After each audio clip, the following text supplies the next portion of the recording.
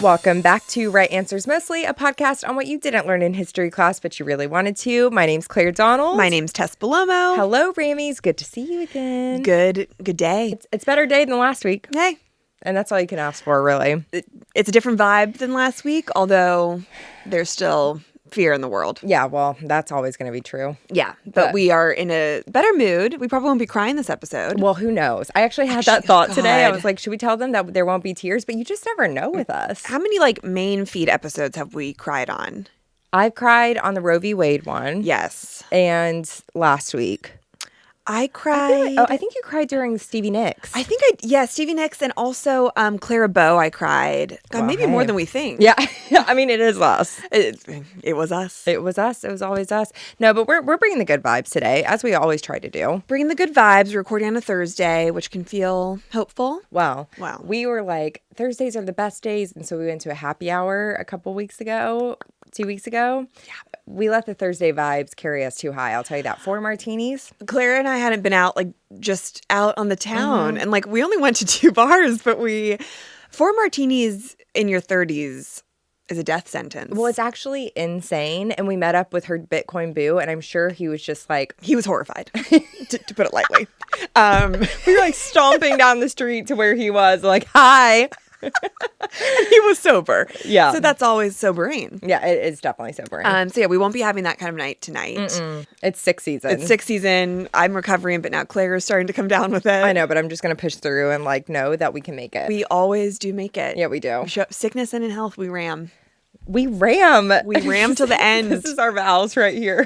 Literally. How are you? How are you feeling? I feel better. If y'all listen to Premium, you know that. Yeah, sorry about that, you guys. I don't remember a goddamn thing I said on Premium. I was truly just drenched in sweat, being Claire, just keep talking. No, I don't know what I'm doing. Your fever was breaking on air. It was, but thank God it did. Yeah. I needed it to happen. She really did. She sent me a voice memo 5 minutes later. She's like, I'm out for a walk now. It was crazy. I was like, thank God. Sometimes it's all it takes. The power of Premium. But I'm going to San Francisco tomorrow. I'm going fun. Home to do our little Friendsgiving that we do, our annual Friendsgiving with all my high school friends.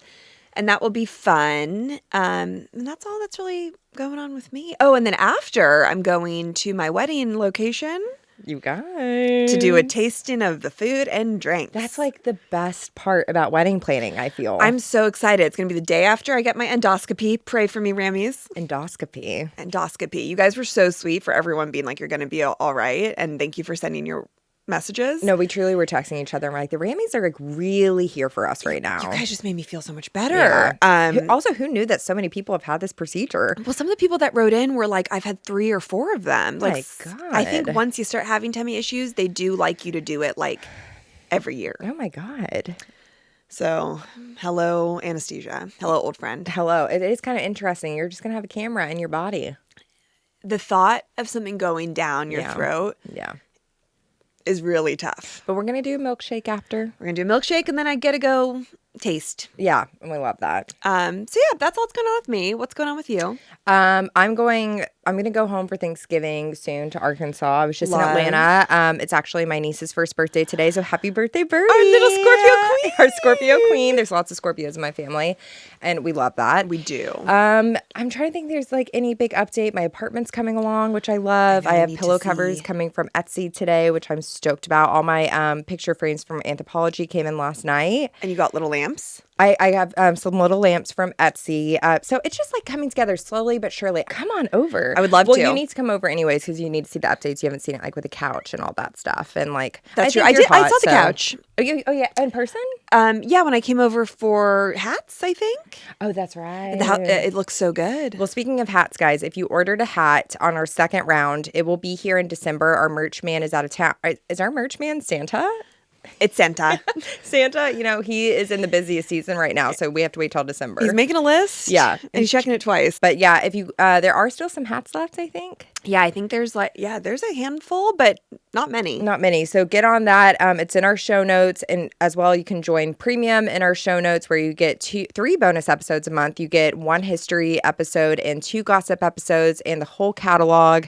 You get on our close friends list on Instagram where you get to see all these hidden posts and stories. And you can follow us on Instagram at Right Answers Mostly and on TikTok and on YouTube.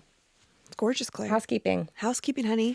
Wow, should we just get into it then? Let's talk about it. Okay, vibes are so different than last week in every single way. Couldn't be more different. We are talking today about the Trojan War. Thank God. Thank God. Okay, Tess, what do you know about the Trojan War? I know that it started because of Helen of Troy was so beautiful that everyone wanted to get in on that. Yeah, wow. That's about all I know. Okay. You've seen Troy, the movie? I actually don't know if I've seen the whole thing. I think I saw it in middle school, like at like a slumber party where no one was paying attention. Because that came out in like 2005, right? I think it's 2004. Okay, that makes sense. I was in like 7th grade. Slumber Party. Wow. What a movie for a I mean, we had some horny slumber parties. Yeah, like Hubba Hubba. I mean, it is like, Hubba Hubba. Hubba Hubba season. And I actually think this is perfect because Gladiator's coming out soon and like kind of similar vibes. Paul Mescal girlies, you know. Trojan War is like the face that launched 1,000 ships. That's Helen of Troy is the face that launched 1,000 ships. Okay. Yeah. So that's pretty much where I'm at. Trojan Horse. You ever heard of that? All the people hid in it? Yep. She knows the story. You could tell the story. But I don't know like any of the in-betweens. Okay. Well, so I sent Tess a document on her phone. If you need to pull it up at any point. Yes. Just because we're going to be talking about a lot of players here. No, I love what you did already. Well, thank you so much. And I will describe how I cast these people as well. But you guys, I've gotten the suggestion quite a bit because it does seem something that's so a part of like a history class, the Trojan War. Yes. And then when I started researching it, I was like, wait, this is mythology? I'm so excited. Yeah. Okay. So let's get into it. Trojan War. My sources, history.com, our mother, always. Wikipedia, our stepfather. There's this podcast called the Trojan War podcast. And oh my God, like someone did their research. So thanks for helping me That's with all that they talk one. about? It's a whole series just on the Trojan War. Yeah. Wow. GreekMythology.com, Brickana again. And our friend Alice, she was like a good fact checker for me because you know she would be into all of this. So true. Yeah. So thank you, Alice, for your service. And you're already a part of our family tree. Naturally. Of course. So I just also want to do a disclaimer. There is so much to this story, and we only have so much time, guys. Like, I wish we could sit here and chat all day. Well, we're not a Trojan War podcast. No, we are not a Trojan War podcast. So there will be some things that if you are so into the Trojan War, you might be pissed at me for because I just had to leave some things out. You guys know why you're here. Yeah, exactly. And with that, if I pronounce something wrong, I'm doing my goddamn best. No need to even say that anymore. I know. People know that we are trying. So, okay, the Trojan War was a legendary conflict in Greek mythology that took place around 12th or 13th century BC. So it's old, people. She's old. She's old. We don't know if this actually happened. The events of the war itself have been debated extensively, and the actual truth is still largely unknown. All we have to go on is myth. For centuries, the Trojan War was believed to be nothing more than an ancient myth, but in the late 19th century, archaeologists and historians start to discover some surprising evidence that there might be some truth to it after all. Oh, there's no so people have questions. Yeah, people have been like, is this true? Is this not true? But some archaeologists were like, wait, what's this tower? Or what's this wall? I don't really know. Interesting. But it's a fun story. The war is one of the most important events in Greek mythology and has been narrated through many works of Greek literature, most notably Homer's Iliad and the Odyssey. Okay. Did you ever read either of those? I think I, quote, read Yeah. those, and I'm just going to leave it at that. Okay? I was tired. I think we did the Odyssey freshman year pre-AP Lit. Yes. That's where I feel like the story belongs is like a literature class versus like a history class. Yeah, it's more like a story. It's more like whimsical. Yeah. Let's get into it. Okay, so our story, Tess, starts with a wedding. The wedding between Peleus and Thetis.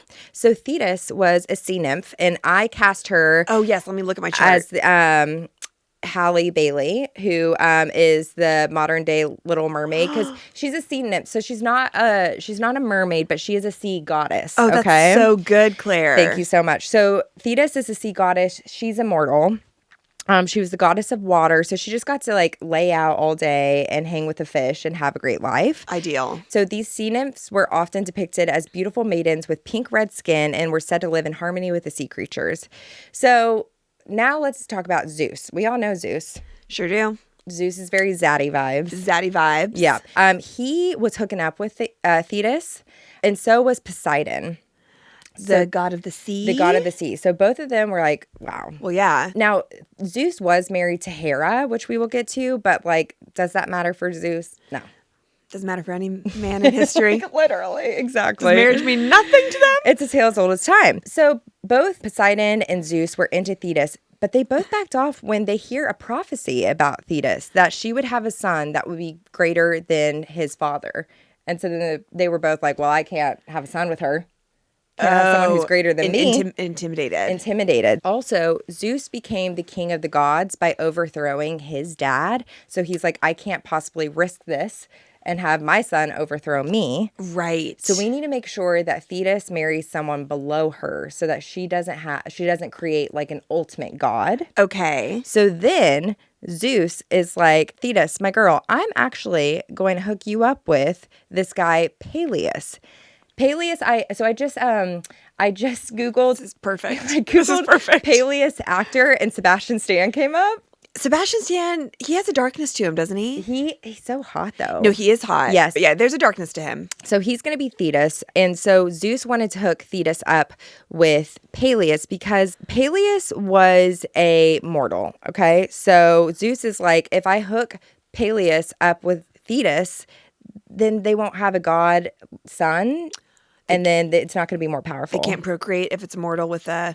No, you can procreate. If a mortal can hook up with a god or a goddess and have babies, but they're likely not going to be a god. Damn. So Peleus was a mortal, but he was like a king and he was a war hero. So he's like a big hunky man that like any other mortal would be like excited to be with. But Thetis is like, what the fuck? Like, I was just with Zeus and Poseidon. Now I have to marry this scrub mortal? No one compares after that. No, and it's also like she has no choice. She's this beautiful goddess. She has everything going for her. And now Zeus is telling her, well, you have to marry this man. And she also doesn't know about the prophecy that her son is going to be more powerful than the baby daddy. So she, like, which is so cruel for Zeus to do. She probably also just wants to be in the sea, doesn't she? Yeah, she just wants to hang out with the fish. Yeah. Yeah. An immortal cannot be there. Definitely not. So she's super upset. She's grossed out by him, but they get married and they celebrate their wedding on Mount Olympus, and it was attended by all the gods and goddesses. Like anyone was there. Apollo played the lyre. The muses sang. You guys know the muses from Hercules? Oh, the hot girls? Yeah, the hot girls who have amazing voices. So they sang. So yeah, everyone was there except for this one goddess named Eris. Okay, so Eris, I forgot to put Eris in there. Okay. Eris describe her to me. Eris is the goddess of discord. Like everywhere she goes, she fucks shit up. Okay. Is she smart? Is she like manipulative? She just loves to cause drama. Yeah, she's so manipulative. If there's a good time, she's going to ruin it. God, who would that be in like pop culture? It's like Lisa Vanderpump, honestly. A sniper from the side. A sniper from the side. Okay. We had to bring Bravo in. We had to bring Bravo in.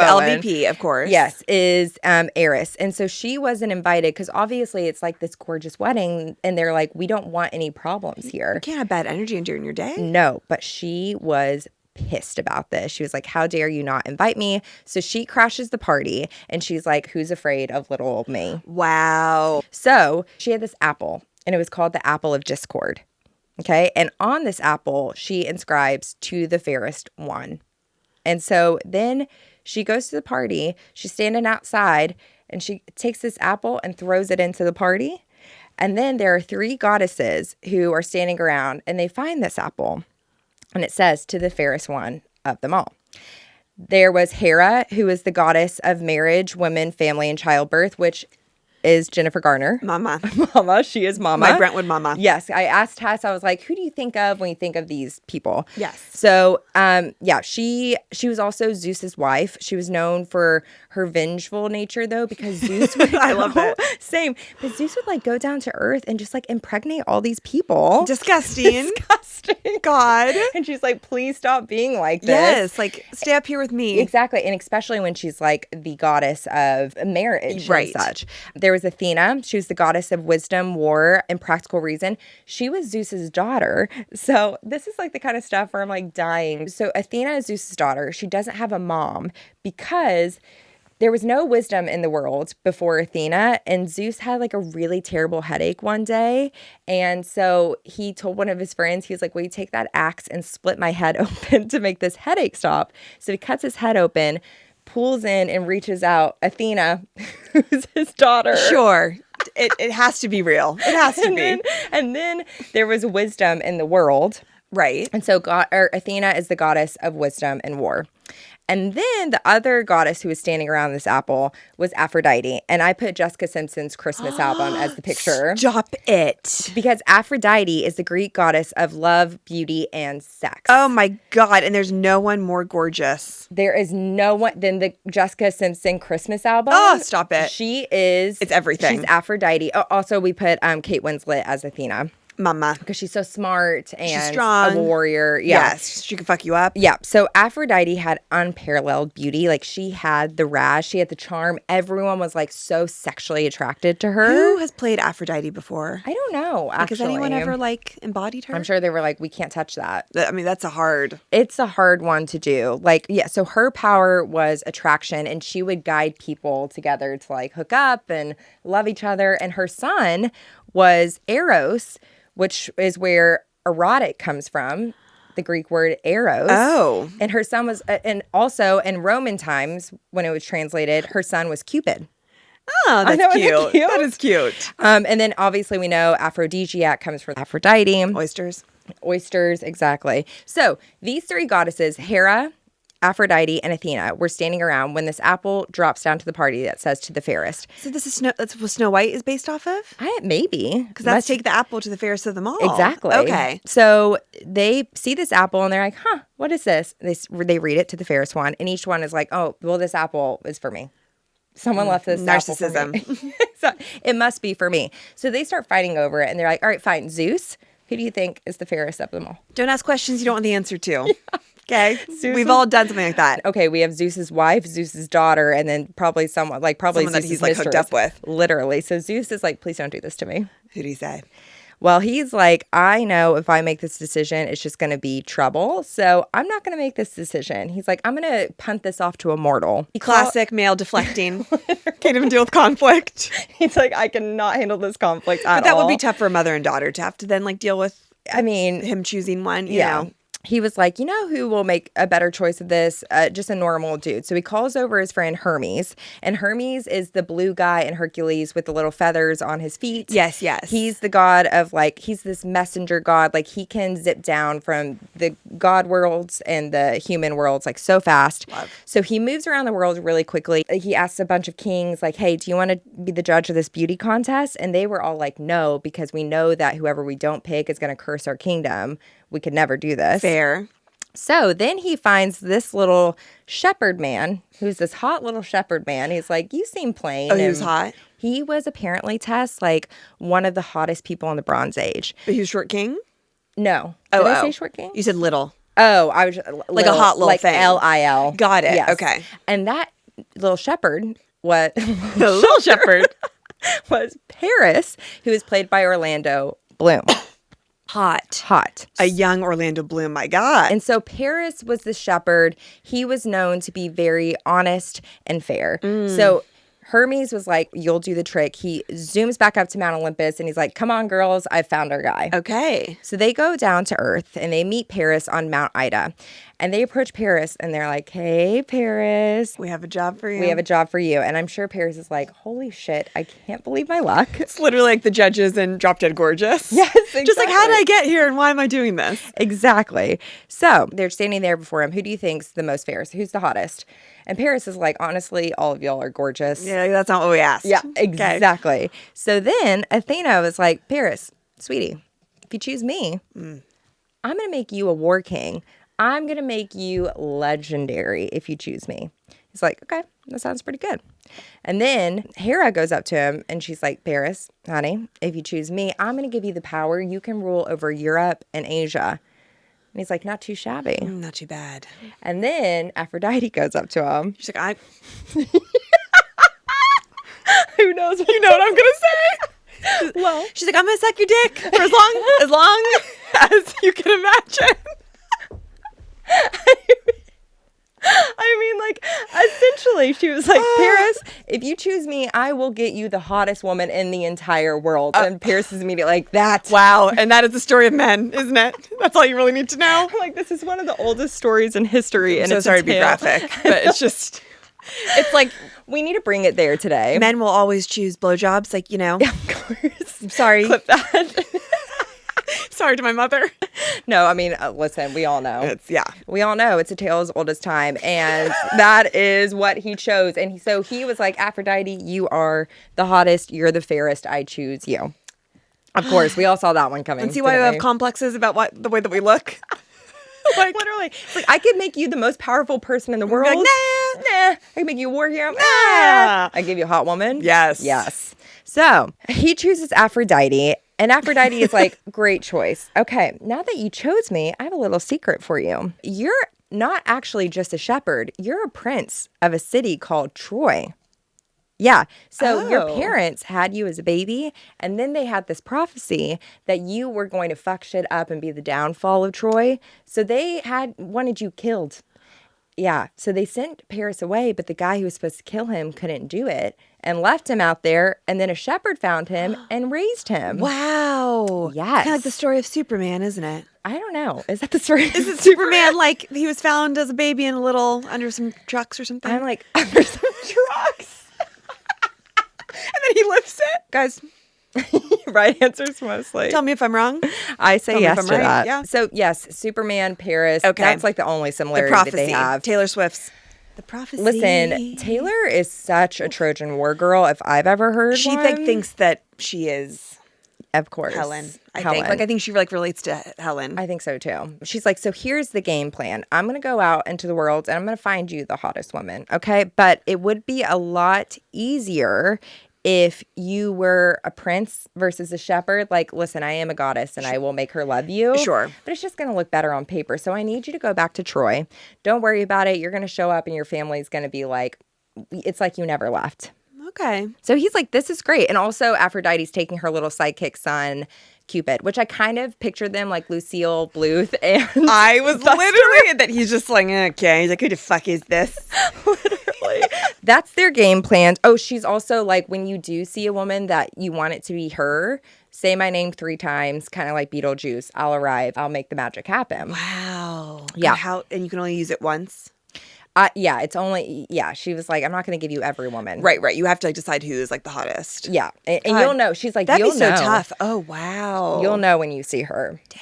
Yeah. So Paris is stoked. I was going to say. This has been the best day of his life. To be a man for a day. It's just like, all right, cool. This is what happens to you. Literally. Also, he was married to another nymph. I think she was a land nymph, but she was a goddess, which he already had it so good. I mean, he was so hot and he was honest. Like, he seemed nice. So, Seems nice. yeah. Well, he goes home and he's like, peace. Yeah. He abandons? Yeah. He's like, I just found out I'm a prince and I'm going to marry the hottest woman ever. Well, you know what she says to him? She was like, her name's, it's Oenone. Onan? Onan? Onan? If that's wrong, we're saying Onan now. Omen. Well, Onan was like, hey, Paris, I'm going to remember this. Yes. And one day you're going to need me and I'm not going to be there for you. Sing it. I got a list of names and yours is in red underline. She was pissed. No, fuck that shit. And we always remember. And doesn't she? And this will come into play later. Of course. And we love that. Of course. You should punish as much as you can. Yeah. Ladies. Okay. Spoken like a true Taurus. Hold that grudge. Yeah. So Paris goes on his little adventure to Troy. And it's exactly as Aphrodite said. He shows up and people are just like, oh my God, yes, it's Paris. It's Paris, our king, or our prince. Oh, well. So I'm sorry, the old Paris can't come to the phone right now. Why? Because he's dead. So he's gotten cocky. Oh my gosh. Yeah. Like he just went from a shepherd life to a prince life. A little shepherd life, A too. little. He had a big upgrade. A little shepherd life. Wow. His dad's name was Priam. He was the king. So Paris was actually second in line to the throne. He had an older brother named Hector. And Hector, Eric Bana. yes, Hot. he is so hot. He's almost like he should have had a bigger career. I agree. Like he was in that movie about gambling or something. You know that movie? Like Lucky. You were really making me laugh today. He's just like hunky. He is just like, he's a handsome, handsome man. He is, and he was great in Troy. So everyone picture him. That is Hector. We'll put them all in the carousel. Yes, we will. So Hector was Paris's older brother, and Hector is like the perfect person to be in line for the throne. Like he's training daily. He's like one of the best warriors ever. He's so smart. He like knows how the kingdom works. And then Paris comes along and he's like, so where are the girls? Classic little sibling energy. He's the spare. Yeah. Yeah. He is the spare. Paris would watch Hector like train, and they would start to kind of like bond. And Paris was like, maybe I should take this more seriously. Meh. Yeah, he's like, I just want to go hook up. And that's what he did. Yeah. But then Paris's family gets an invite from this smaller country called Sparta. And they were like, hey, we'd love it if, like, you guys are such a major country. We'd love it if you just, like, come hang with us for a little bit, schmooze, and just, like, see what we're all about. So Priam's like, well, Hector's busy trying to be a king, and he should stay here. But, like, this Paris guy just came along. Send him away. Send him away. So Paris goes off to Sparta, and he becomes BFFs with their king, Menelaus. I casted Menelaus as I Googled brothers in Hollywood, and the Franco brothers came up, and I was like, this is perfect. I mean, Davy, what's it, Davy Franco? Dave Franco. He would be a Davy, though, wouldn't Sorry, he? I think like in Palo Alto, they call him Davy. Okay. There it is. Yeah. The Franco brothers went to my high school. Every Palo Alto person. Not like it's something to brag about, if you know what I'm saying, but that's for a different time. But he's like a little menace. He is such a little menace. And in the movie, Menelaus is like, which also like, Menelaus in real life definitely would not have looked like Dave Franco. Like, I think he would have been like old and fat and have a huge beard. Dave Franco is, I think, a better person than James Franco. I hope so. One can only hope, you know? One can only hope. Yeah, but Menelaus gives me menace vibes. Okay, so Menelaus is the king of Sparta, and Paris goes over there, and they become such good friends. Like, they're like, we are bros. We would do anything for each other because Paris is hanging out there for 6 months. Like, they're just having the best time. But in Sparta, in Troy, I wouldn't say it was a feminist land. Wouldn't say that at all. Doesn't shock me to hear. No, but it was better than it was in Sparta. Like Spartans, yes. And in Sparta, apparently the women were like kind of kept away, which I do think Paris was like, what's this all about, guys? He's like, bring him out. He's like, show some leg. He's like, what's going on? It's better for everyone. Exactly. So I think that was kind of like Paris was like, I love Sparta, but this could be improved. So he's not like seeing much of the ladies. Okay. And then one night they're all having dinner. Okay. And then Menelaus is like, hey, bring Helen out. Bring Helen out. Where is she? I think she was like tucked away. Yeah, I think they really kept them away. But they've heard of Helen. So then the dinner table is like, oh my God, they're bringing Helen out. Like all the whispers and stuff. And I think Paris is like, who's Helen? And then in walks Helen. And Helen was Menelaus's wife.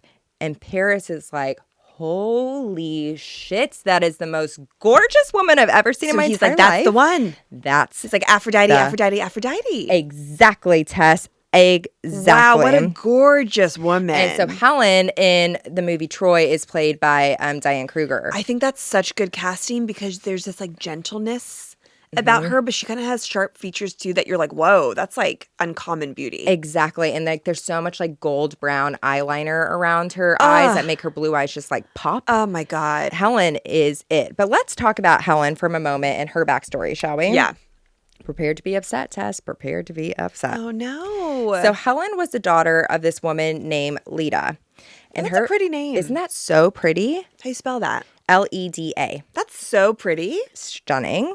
And she was a gorgeous woman as well. So much so that Zeus was making his rounds on Earth being disgusting. Gross. It's just gross. Like Trump. Like truly. I'm just like, ugh. Sexually harassing everyone in sight. Well, here we go. Okay. So then Zeus takes the form of a swan, Tess.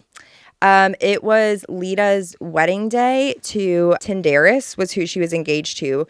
Zeus sees Leda, and he's in the form of a swan, and he then rapes her as a swan. Yeah. And the thing that's so upsetting is that in like so much literature, they like try to make it like a sexy story. There's nothing sexy about being assaulted by a swan. Yeah. Okay? Or really being assaulted in any form. It's just like not like how could you possibly like try to spin that? This is like why we have this podcast. Like literally, guys, end it here. Okay? It ends here. It ends. Wow. Yeah. So he impregnates her from being a swan. And like then she also has to go back and like explain to Tyndareus, her husband, like what had happened. He's probably like, it's your fault. Yeah, you're too pretty. Exactly. You it should have been wearing more clothes. Exactly. Yeah. Actually, Hosier has a song called Swan Upon Leda, which frames the struggle for reproductive and women's rights happening around the globe through allusions to Greek and Irish mythology. Listen to this, Tess. So this is from an article I found. It said, reproductive issues are the world's, quote, oldest form of colonization. Oh. According to Mona Elthaway, an Egyptian journalist and author whom Hosier referenced in his Twitter post about the release on October 7th.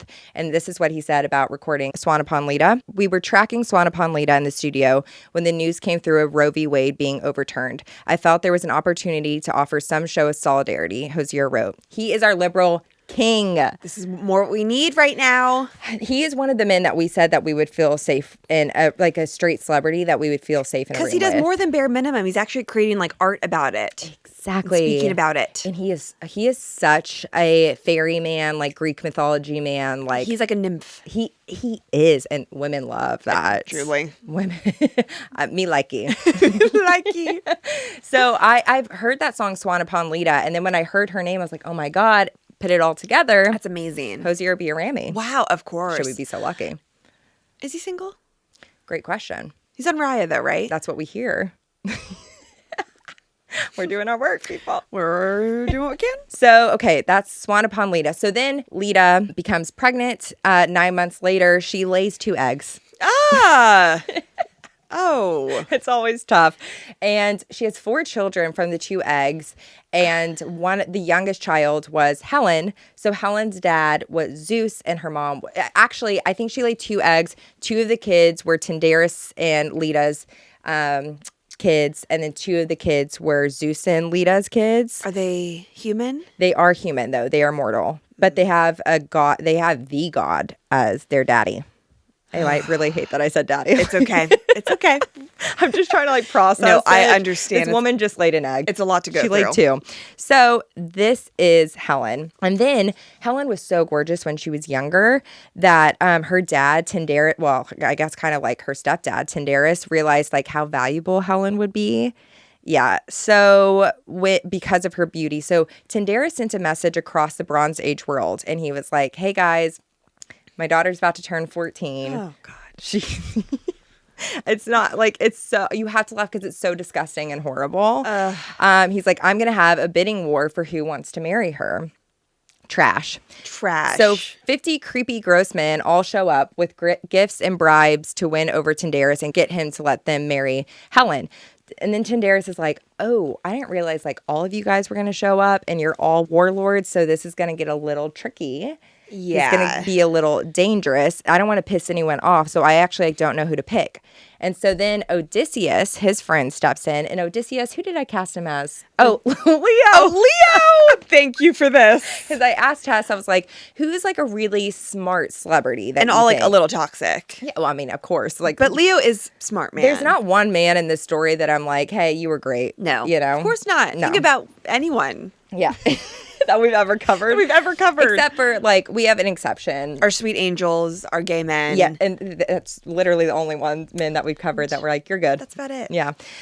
But anyway, so Odysseus is like this really, really smart guy. And Odysseus tells Tyndareus, he's like, I actually have a solution for you. But in order for me to give you the solution, I need you to hook me up with Penelope. I am dying. So Penelope, I cast as our friend's dog, Penelope.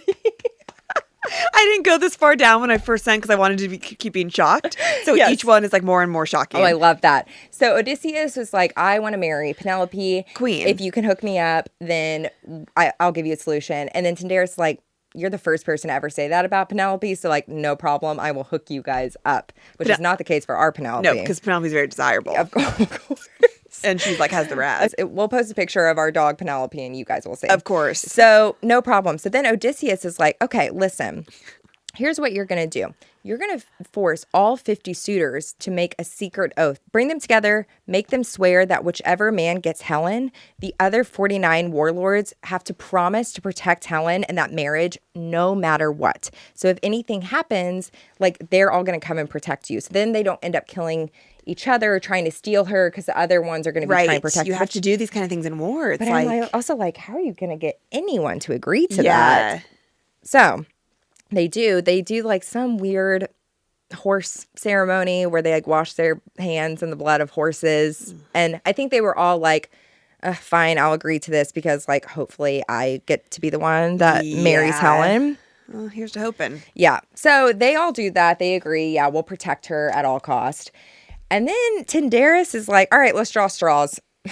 Like, let's just go back to basics. Yes. I'm impatient. So then the person who gets to marry Helen is Menelaus of Sparta. Menace. Menelaus the Menace, Dave Franco. They always get what they want. Yes. So I'm sure the Greek mythology people are like, how did we get here? Like, truly. Dave Franco is Menelaus. So Dave Franco's like, that's such an honor. Truly. It's a role of his lifetime. Truly. I think it was more strategic than that, but like whatever. Menelaus gets to marry Sparta. So they're living for about 5 years together. And then when she's 20, she's told that her husband wants to see her in the banquet hall. She walks in and sees Paris. And we're back to modern time now. Why is Paris in there? Because he's visiting. So we're back to like start. Oh, so she's like visiting her husband and then all of a sudden she's like, oh, Paris is here too. She had never met Paris before. Oh, okay. So we're back to where Menelaus is like, bring Helen in. Got it. Okay, here we are. Here we are. She walks in. She sees her husband who she's like, ugh. And then she sees Paris and she's like, oh. She's like, that is a hot little thing. Yeah. Exactly. So she sits down at the table. And then Paris is like, Aphrodite, Aphrodite, Aphrodite. She calls her immediately. And Aphrodite shows up. She's like, told you. She's like, I knew it'd be this bitch. She's like, classic. She's like, classic. She's like, trying to be a little bit less predictable. Literally. All right, Paris, I need you to tell me that this is the girl that you want, though, because it is your best friend's wife. That's what Aphrodite says. Yes. And she's like, but if you say it's her, it's her. Paris is like, do it. Do it now. I don't care. Exactly. So then Cupid is there with his little bow. I'm imagining Cupid is Tubby now. Oh my God, I love that. Okay, Cupid is Tubby. We will cast all of it. Yes, it's all going to be on our carousel. Yep. So then Aphrodite's like, Cupid, babe, do your worst. So Cupid takes one of his little arrows and he shoots Helen. And so then all of a sudden Helen is at the table and she looks up, like takes her glasses off and is like, hubba hubba, Paris. So now she's really in love. So now it's like if Aphrodite and Cupid hit you with their arrows, like it's not just love, it is like the ultimate lust too. Do they have good chemistry in the movie? Orlando Bloom's like kind of like not great in the movie. Really? Oh, that's disappointing because they're both so attractive. And we love to see that. I'm like, you guys just keep kissing. You know who should have been cast as him is Joshua Jackson, and they were real life lovers. Can't you see that? Okay, but I will say that, like, spoiler alert, Paris is like kind of a weenie. And honestly, like Orlando Bloom played that pretty well. Okay. Yeah. Some people say that Helen fell in love with Paris without Aphrodite. Some people say it was, but who cares? It's all made up anyways. I'd say she fell in love with Aphrodite's help. I think so too. Like, I think she was like, oh, that guy's cute. Yeah, but it's different. And then she was like, oh my God, I must have him. Yes. Which is like kind of sucks that she also had no agency. But anyways, here we are. Yeah, it seems like it was a little manipulative. Here we are. So conveniently at that time, a messenger barges into the room and is like, Menelaus, you got to go take care of some business in Crete. They're like, yeah, you got to go. Please leave. Go. So he's like, okay, I got to go somewhere, Paris, my boy.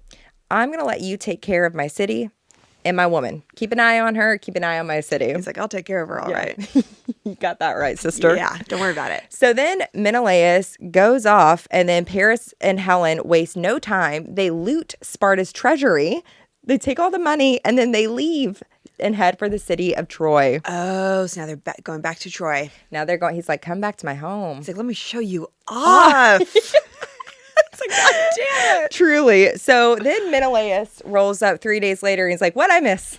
Hey, girls. What I miss? And his servants were like, Helen's gone, and he's like, what? And the servants tell them, not only is she gone, she left willingly with your best friend Paris. And then they also took all the cash. So Great. Yeah, tough. Yeah, tough. Oh, I thought he was going to be gone for like months or years. Yeah, Only a 3-day business trip. And he's like, God, they wasted no time. They literally didn't. They're like, the minute he walked out, they were also When you're out. horny, you're horny. It's so true. So then Menelaus goes crying to his older brother, Agamemnon. Oh God. Anemone. Agamemnon. Oh, fuck. Wait, I think I can see this in writing. It's Agamemnon. Agamemnon. It's Agamemnon. Agamemnon. But I almost think it's like an M at the end. No. Big A. Big A, call him Aggie. Yeah, Aggie. Thank you. And so Aggie in our story, in the Ram story, is James Franco. God, so he's like the truly evil one? Yes. So Aggie in the movie was played by Brian Cox, Succession, anyone, which was perfect. Oh, that is good. But for Ram story, he's James Franco. God, it's just punchable face, to be quite frank. But he's kind of hot. I used to think he was really hot. Now, You just hear stories. yeah. Yeah. Also in person, sorry to say, his teeth were so brown. In person. Pally. He gave our theater class a discussion on how to be an actor that I will never forget. What I would do to be in that room. He came back a lot to our high school.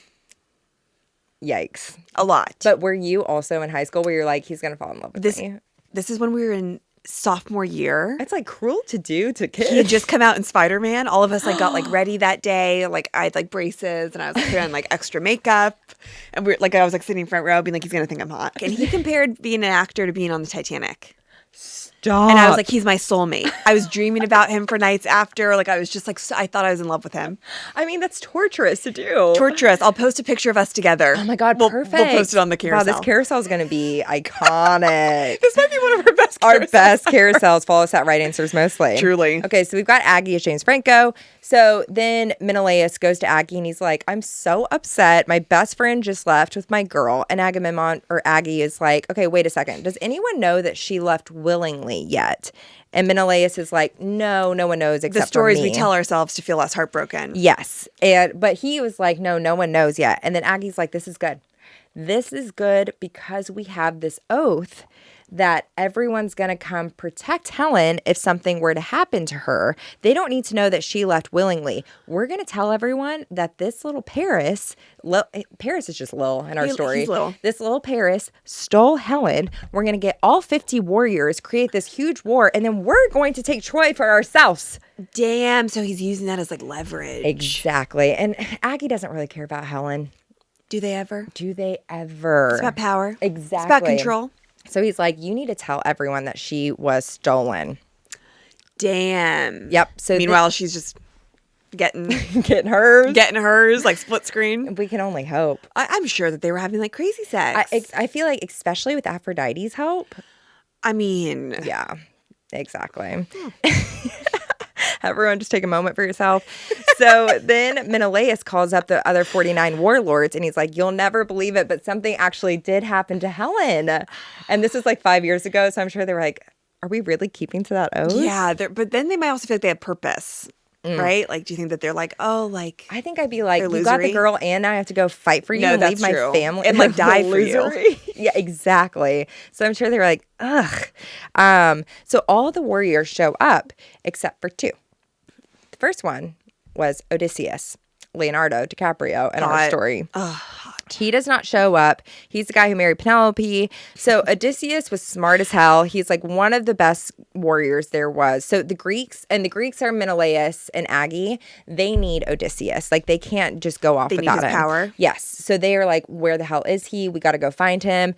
Long story short, they show up to the town. Penelope's like sobbing and they're like, what's wrong? And she's like, Odysseus has gone crazy. Like he's not my husband anymore. He's gone mad. Turns out Odysseus heard that about like the warlords being called, and he was like, I'm gonna act like I'm going crazy because he's like, I love my wife, I love my home, I love my son that I just had. I don't want to go to war. That's what I would always say if I was drafted. I would just do some crazy shit in my like checkup or whatever it is. And check out our history of the draft episode. People did. You have to. Compulsive masturbator was what some people did to get out of the draft, is what they said they had. They were eating a lot of cereal. They weren't eating cereal. That's true. That's the problem. Eat more cereal. So he acted like he was crazy. They found out pretty fast that he wasn't crazy. They're like, sweetie. Because they put his son in like danger, and then he like snapped out of it to save his son, and they're like, huh. They're like, we've seen this before. Yeah, exactly. So then Odysseus is like, I've seen this film before, and I didn't like the ending. That's exactly what Odysseus is saying. Exactly. So he's like, oh my God, okay, this is going to be such a shit show, but now I got to go fight. He's like, fuck. Yep. But there was also someone else that was missing. This is Achilles. You're my Achilles heel. You know I've been singing that constantly. Claire. That is like our song. That's I'm like, this episode is a Taylor episode through and through. Okay. Oh wait, so this is Achilles is Brad Pitt. Oh. Did it not connect? Oh no, it okay. It's just down. I mean, hubba. Sorry, I know. There's some. I mean, all of these men in their personal lives have problems. A young Brad Pitt. It was something. It was that body. Legends of the Fall, and this movie might be the hottest he's ever looked. Thelma and Louise too, with that hairdryer scene. I mean, he is just one of the most handsome men that have ever graced He does the planet. look like he's like carved from the gods, despite being a little fucked up. Yeah. You can say that again. But guys, this is an episode just for viewing, for physical purposes, physical viewing pleasure. Exactly. So Achilles, like, does he have like a little like lip filler? I actually don't think so, because look at his kids. Oh, that's true. But also Angelina Jolie. I mean, it wasn't fair for those two to get together. It was not. But I will take all the beauty I can get in this world. Listen to our early 2000s episode. That's we right. talk about the Brangelina of it all. That's right. But yes. So Achilles, Tess, we're going to circle it back. Do you know who Achilles' parents are? Zeus? No. You would Poseidon? Think. No. Thetis and Peleus, the one who got married. Oh, okay. Yes. So Achilles' mom is a goddess, a sea nymph. Thetis had 7 children. Thetis was so miserable, Tess, that she killed every single one of her like 6 babies before Achilles, because she would either she attempted to make them immortal, because she was so pissed that she had to marry a mortal. And then every baby she had too, she was like, oh my God, they're also immortal. That's why don't have children, people they don't want to have kids with, because then you're going to resent them. And she unfortunately did not have a choice. So then she attempted to make them immortal by fire, or when she killed them, or she would kill them because she was upset that they were mortal. And then I guess like Peleus caught her on the 7th one and was like, you have got to stop this. Like, you think you'd want to start before the 7th, but yeah, well, because apparently she would like have the baby, a nurse would run in and be like, you have a baby, everything's great. And by the time he would get in there, the baby was dead. And it like kept happening. That is so sad. Yeah. And so I guess then he was like, please, just like, you can leave after this, but like, obviously, give me the babies. Give me this one baby, and like, you will have to like breastfeed him and stuff. So like, please just do that, and then you can leave me. So then, when she started breastfeeding, all of a sudden her maternal instincts kicked in, and then she was like so connected to Achilles, but she was also like, okay, he is still immortal though. So what Thetis did is she took Achilles to the river Styx, which is the river of the underworld. And she dipped him in the river except for his heel that she was holding on to. And so all the parts of his body, which is everything else but his heel, made him immortal. Yes. But she was holding his heel. This is a premonition, isn't it? Like someone's going to try to kill him by his heel, and he's going to be safe? Well, she actually does have 2 prophecies with Achilles. Okay. So she dips him in the river. I'm sure that was a miserable experience for him. Truly. Isn't that crazy that something on our body is named after Greek mythology? Yes, I thought about that too. Like, It's all about the stars in the sky. It really is. At the end of the day. And then at the end of the day, you're like, wow, nothing matters. Nothing matters. This is all made like, up. Literally, like medically, we have something about a myth on our body. Everything is like just kind of a construct and have fun with it too. Like, I'm glad that they were like, let's name it after Greek mythology. Exactly. You have to. Well, so speaking of premonitions, there was Thetis got 2 prophecies about Achilles. She was told he's either going to live a really unremarkable life, grow to be really old, but nothing's really going to happen to him. Or he's going to have a really short but glorious life, and he's going to be like this amazing warrior in a huge battle, and his name will never be forgotten. And again, one of our body parts are named after him. Wow. So she's a little bit freaked out by that. Now, also with Achilles, he had this lifelong best friend named We got it. Is it on the list? It's Patroclus. Patroclus? Patroclus. I think it's Patroclus. Call him Patty. Patty. I'm so sorry, guys, but it's Patty. Yeah. So Patty and him were inseparable, okay? They grew up together. And then I think as they grew up together, they're like, I don't see you as just a friend anymore.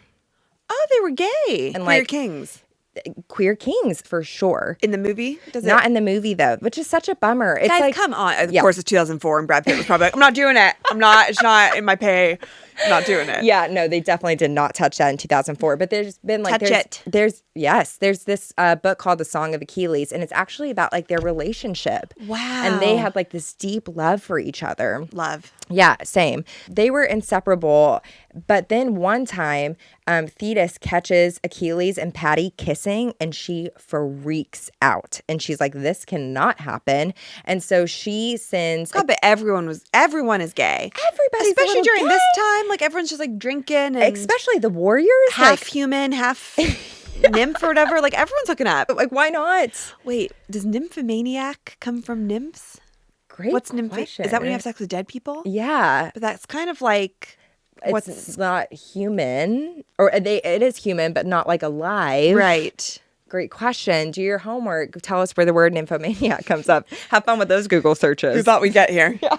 Who thought? But here we are. So then Thetis sends off Achilles to this warrior school taught by centaurs. The story is so crazy. It's crazy. And his leader, his like mentor teacher was this guy, Chiron. Patty actually ends up meeting him there too. He's like, I will find you wherever you are, babe. Oh, yeah. And his love.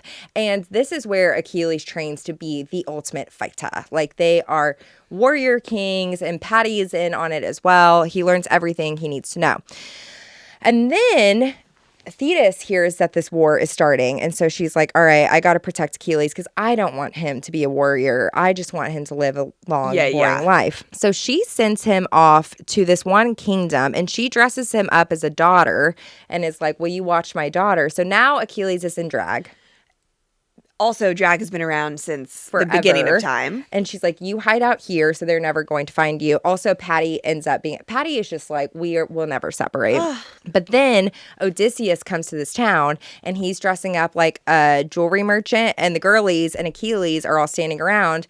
All the girls are looking at the jewelry, but Odysseus sees this one girl looking at the weapons, and he's like, huh. She's like, what the hell? Yeah, a girl can't be interested in weapons. Never. Just jewelry. Exactly. But it ends up being Achilles.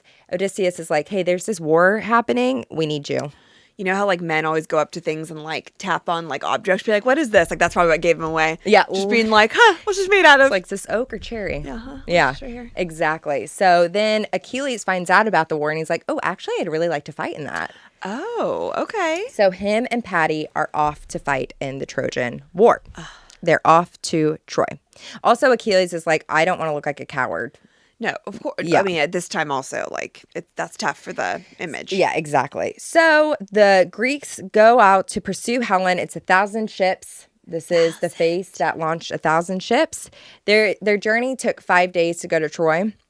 But there was like some weather issues at the beginning. Ugh. And then I believe that Aggie sacrificed his daughter to the gods to be like, I want better weather. Exactly. That's really tough. It's really tough. But I feel like I would do something like that. Honestly, if I was like, I haven't seen the sun in 5 days. Tessa's rain panic is so dire. It's dire, to say the least. We'll do anything. Truly. And it works. And then the gods are like, thank you so much for your daughter. Like, love the sunny skies. Exactly. So then it takes 5 days to get to Troy. So when they get there, there's like rules about war. Like you can't just go in there and like fight everyone, I guess, which is so interesting because on the movie, there was like battle scenes and then like 2 of them would be like, I think that's enough fighting for today. Like, let's call it a day. Like, we're hungry. Yeah. We got a drink. Like, maybe the Trojan War is like so much more relatable than we ever thought. Truly. It's like there just comes a time where you're tired and hungry. You have to have boundaries. So in this case, they couldn't just attack the city of Troy. They had to go in there and try one more time for peace. Right, because there's like rules to war. There are rules to war. And isn't this something to do with the Geneva Convention or something like that? What is that? What is that? Genovia? The Queen of Genovia. Princess. Yeah. Julie Andrews would know. Yeah. But in this case, Menelaus is like, all right, I'm not going to go in there. Oh, actually, Menelaus does go. Aggie was like, I'm going to send Menelaus and Odysseus to talk with Priam, Paris and Hector's dad. And like, let's see one more time if we can work this out. Classic. But I really want to fight. I think they all wanted to. So Menelaus and Odysseus go to the city of Troy. There's the walls of Troy are huge, Tess, because apparently Poseidon built them and he made them so tall and strong. Smart. Yeah, exactly. So there was like no getting past them. So that's just important to remember for later. So they go in the city and they're like, Priam, just give us Helen back, my God. And Priam is like, Helen is married to Paris now, and like Helen can make her own choices. Well, that's good. Yeah. And so then Odysseus is also so annoyed because, again, he doesn't want to fight. And he's like, all right, just so you know, we're going to have to battle it out. So let's make it easy. Priam says no. Priam says no. And then Priam to Hector. So then Odysseus and Menelaus have to go back to Aggie. War is on. And then Priam tells Hector, he's like, I'm too old to fight and like be in control of this war. So you're going to have to take the lead on this, which if I was Hector, I'd be so pissed at my little brother. I'd be pissed too. For a new like fling. The betrayal. So Hector is like, this is what I have to do now, though. I have to really lead the charge. So the thing is that the Trojans were like, we're in here, we're vibing in our city, we have plenty of resources.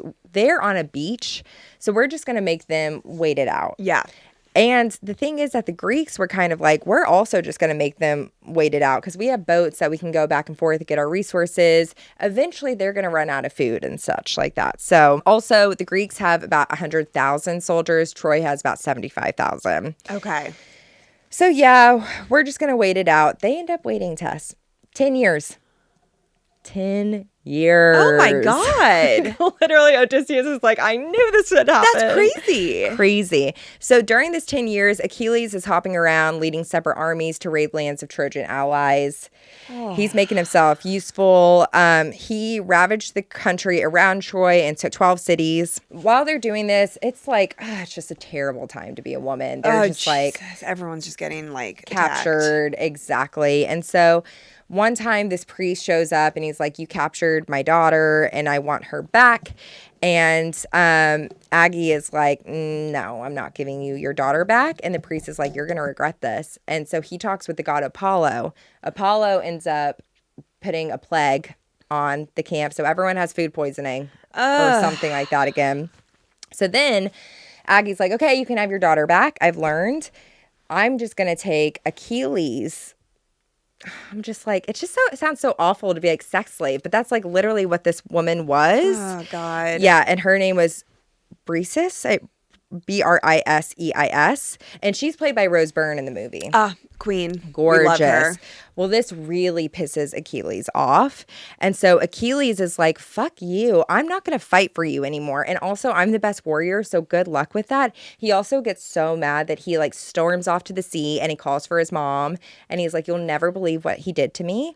So I need you to go tell Zeus that you need to make this war really hard for the Greeks and I'm not going to help them fight. Damn. And she's like, okay, this story is so crazy. She's like, Mom, help me. Literally, that's what's happening. So, okay, now it's bad news for the Greeks because they don't have Achilles. So Hector shows up and he's like, listen, we've already been telling the story for a long time. We got to make something happen here. I'm so pissed at my little brother, so I'm going to kick him to the curb, and he needs to duel with one of your guys. So Aggie was like, all right, we'll do it. We'll duel to the death, and then whoever wins. If the Greeks win, they get to take Helen back. If the Trojans win, they get to keep Helen. So it's between Paris and Menelaus, Dave Franco, her original husband. Wow. And they're going to duel. With swords? With swords. Okay. Like, how are they fighting these days? What are they doing? They had swords, they had arrows, but like a duel, I think, was with the sword. It's personal. It's so personal. Is everyone watching? Everyone's watching. Helen's watching. Hector's watching. Achilles. With so much pressure. God. P.S. Paris is not a fighter. He's a lover. He's not a fighter. Oh, no. He's going to die, isn't he? Well, actually. Okay. Here we go. So they're fighting, and he's just getting his ass kicked by Aggie. Is that who's fighting him? No, Menelaus. Yeah, Menelaus. And so the gods are all watching this war, and Aphrodite is like, oh, damn, my boy Paris is like getting can't they do something about it? Wow. So then she sees that he is about to die, and Aphrodite swoops in, picks him up, and puts him in Helen's bedroom. She's like, this is your happiest place. You stay here. Like, this really is your happiest place. And so then all the soldiers see this, and they're like, what? And they're like, what happened then? So like, who won? And then Athena is watching this, and she already hates Paris because he didn't choose her. Yeah. And she's the goddess of wisdom and war. So she swoops down, and she whispers into the ear of one of the Trojan warriors, and she's like, wouldn't it be amazing if you just like shot one of the Greek soldiers? So he takes an arrow and like out of nowhere shoots Menelaus. Yeah, which like goes against the truce or oh God, so now it's all bad. It's bad. So everyone is just like, okay, it is on. All hell just breaks. Who shot Menelaus? One of the Trojans. Oh, just a random. Yikes. So she's like stirring the pot. Exactly, because Athena is also the goddess of war. She's like, if I want to see a war, like let's make this happen. Well, yeah, you can really do anything. Exactly. So it is on. Battles are just like happening everywhere, and it's really bad for the Greeks because Achilles is just like, well, I'm not going to help you, and they need his help right now. Dear. Yeah, so he's just watching. I mean, Zeus is like helping Achilles out, making it worse for the Greeks too. Yeah. They like drove the Greeks back to their camp. They were on the verge of setting the Greek ships on fire, and the Greeks are begging for Achilles' help. And he's like, nope, I'm not going to do it. Hector is like crushing it. He's leading the Trojans. They're desperate. So then Patty was like, all right, I know Achilles isn't going to help, but I think I should try to step in here and help. So he takes Achilles' armor and he puts it on, and people don't realize it, and people think it's Achilles, and he goes into the battle. And then him and Hector start having it out, and Hector knows about Achilles, and Hector knows like this is going to be my guy, that it's going to be like tough for me to beat. Yeah. He's like met his match, and then he kills Achilles, or so he thinks. But it's actually he killed his lover, Patty. So how do you think Hector is? It's like this is like Romeo and Juliet. Or, it's all this, yes. I must avenge. Yes, exactly. I must avenge. So how's Achilles doing? I'll tell you how he's doing. Not well, bitch. Yeah. God damn. Oh, how sad. That's so sad. And like, guys, again, like we only have so much time. Like Achilles and I haven't read it, but I've heard the Song of Achilles is amazing between the relationship of Patty and Achilles. Like that is so upsetting. And to know that he was like wearing his armor and stuff too. Yeah, it's bad. So then Achilles hears about this. He's beside himself with grief.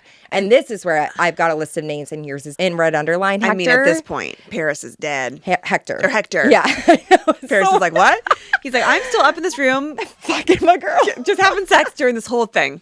But like actually, and that's what's so annoying about Paris. It's like, God, you started this whole thing. Yeah, truly though. You started this whole thing. And actually, I think by this point too, it's been like 10 years. I think that the spell had worn off for Helen, and that she was like, gross. She's like, you're kind of like small and like not very muscular. The honeymoon phase is over. Yeah. Not very muscular. You know, like you're kind of just lanky.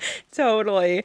So Achilles' mission now is to kill Hector. And Agamemnon, Aggie, I cannot try to say his name. Aggie? He was like, listen, I see how upset you are. I miss your fighting, so I'm going to give you your girl back, Rose Byrne. And so, like, please just fight for us again. Yeah, and yeah. Achilles is like, say no more. Yeah, he's like, I miss her. Yeah. I miss her. So then Achilles goes to Troy and he's like, Hector, get your ass down here. It's time to fight. Yep. So then Hector and Achilles start battling it out. I'm sure, and Paris again is up there watching. And if I was Hector, I would just be like, He's like, Paris is like Tom Schwartz almost. yes. Where he's like, oh. I don't know. He's like, I didn't try to get involved. Bubba. Truly. Paris is literally like, ba ba ba ba ba ba. Stop. That's exactly right. So then Paris and Achilles are battling it out, and then Hector is starting to be like, yeah, I'm no match for Achilles. Achilles on rage. Yeah, it's really tough. So Hector stops him and he's like, listen, I know what's going to happen. Please, when I die, treat my body with respect, because it was like a whole burial process and stuff. Achilles tells Hector it's hopeless to expect that of him, declaring that, quote, my rage, my fury would drive me now to hack your flesh away and eat you raw. Such agonies you have caused me. Oof. Yeah. Dark. And then Hector is killed by Achilles. And then afterwards, Achilles dragged Hector's body from his chariot. Like really tough times. Jesus. And he refused to return the body to the Trojans for the burial? Words are so hard. Burial. I mean, it's written like burial. Burial. Yeah, to be buried, you guys know. Yeah. It's super disrespectful, especially for royalty, and Achilles knows that. But actually, afterwards, Priam, the dad, sneaks his way into Achilles' tent, and he was like, I'm so upset, but could you please give me Hector's body back? And Achilles and Priam make a temporary truce for everyone to mourn their people for like 12 days. Well, that's nice. Yeah, and that nice. But he's just on a rage spree. Like, the Trojans are starting to like really suffer, and Achilles is just killing everyone. And then Achilles, though, on his rage spree, chased the Trojans into their city, which he entered. And the gods were like, oh my God, Achilles is out of control. Like, he's killing everyone. This needs to stop. So then Apollo guides someone. I don't want to give it away just yet. But they decided it was his time to die. I'm going to give it away right now. Paris. Yes! How did you guess? I just knew. Achilles was shot by a poison arrow in the heel, the only spot that had not been dipped in the river, giving him immortality. And it was Paris who shot him. Wow, Paris. When I saw that in the movie, he had it in him. I just was so shook, but I was in like... the heel, that's so smart. And the heel, and I was like, God, what a great story that it ends up being Paris who kills him. That's crazy. But he's immortal in the heel. He's mortal in the heel. Oh, mortal in the heel. Yeah, that was the only spot where he didn't have immortality. Oh, I thought he was mortal in the heel. No, when his mom was holding him by the heel, that's right. It's the only place that didn't get touched by the river. Oh, that's so sad. So Paris, I feel sad that he died. No, same. Okay, so the whole time I was kind of like, who's the villain in this? Because they all kind of suck. But I was rooting for Achilles. I know, same in a way. Yeah, I don't know why. Like the rest of the Greeks, like Aggie and Menelaus, the Franco brothers, are so annoying. Well, they're all just like so toxic to Helen. Exactly. I feel like Aggie like wasn't. Same. And like Paris kind of annoys me too, but then like I like Hector. Yeah. So it's not like, I guess I like the players. I don't love the sides. No. Yeah. So then Achilles is gone. The almighty hero is gone. So then like without Achilles, without Hector, like both sides are really struggling. The end of the war comes with one final plan. And Odysseus is like, I have got to get home. Everyone listen up. I bet. He devised a new trick, a giant hollow wooden horse, an animal that was sacred to the Trojans. He was like, if we build this huge horse and if we hide in it, they'll think it's a gift. They'll take it. We'll jump out and we'll win. So the hollow horse was filled by soldiers and Odysseus. The rest of the army burns the camp and sailed away. They're like, we're going to make them think that we just left and that this is a gift by the gods. And also the horse was huge, Tess. It was like bigger than the Trojan walls. Oh, damn. How'd they build it? No. I mean, the story. What was it made out of? I think wood. I think it was like the sacred wood. The Trojans see this horse and they're like, where did this come from? And then they see that the Greeks are gone. And so they're like, they must have just called it a day. Guys, we did it. We fucking did it. Now, there was this Trojan named Cassandra. And Cassandra warned against keeping the horse. Cassandra had been given the gift of prophecy by Apollo, but she was also cursed by Apollo to never be believed. So she knew the future. Like being a woman. Yes. That is being a woman. And there's also a Taylor song on the Tortured Poets Department called Cassandra. Wow. Exactly. And the prophecy. So I'm pretty sure Taylor just like researched the Trojan War to before. never be believed, but just to know. But to know the future. So she was like, guys, it's really not a good idea to take this horse. And everyone was like, shush. Yeah. So everyone brings the horse into the city at nightfall. They're celebrating. They're like, this war's finally over. We won. And then they go to sleep. And Odysseus and his army. His army like is pop out of like a little door. Yeah. Literally. And they raid the city of Troy. They open up the walls to let the other army come back in. And the Greeks burned the city down. And Cassandra was given to Aggie. The wife of Hector was given to someone else. And Odysseus was given Priam's wife. It's so sad. It's so sad. It's so sad. And then the city of Troy fell, which if you remember at the beginning, the reason why Paris's parents gave him up is because they had a prophecy that he would be the downfall of Troy. That's right. And he was. Boy, was he. Damn. Yep. So the gods were very angry over the destruction of Troy. Oh, also Helen ends up having to go back with Menelaus.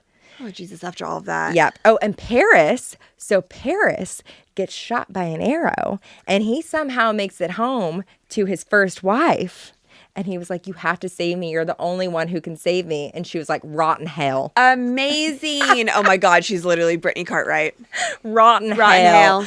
So he dies. And his ex-wife was going to be the only one who deserves that. I agree. I'm like, Paris, we've had enough. You've done this all. Exactly.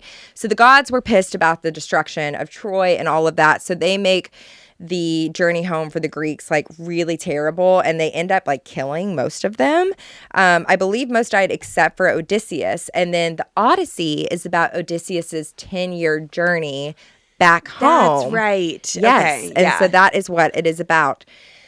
So that is the Trojan War. Did it actually happen? Maybe not. Maybe, I mean, I think it was inspired by probably true, you know? Well, so, okay, today most scholars agree that the Trojan War is based on a historical core of a Greek expedition against the city of Troy, but few would argue that the Homeric poems faithfully represent the actual events of the war. Archaeological evidence suggests that the city of Troy was real and was attacked around the time of Homer's Trojan War, but there's debate on whether the war itself actually happened. So I think people are like, we think that the city of Troy did exist, and they think it was in Turkey, I believe. Yeah. But the rest of that is all fluff.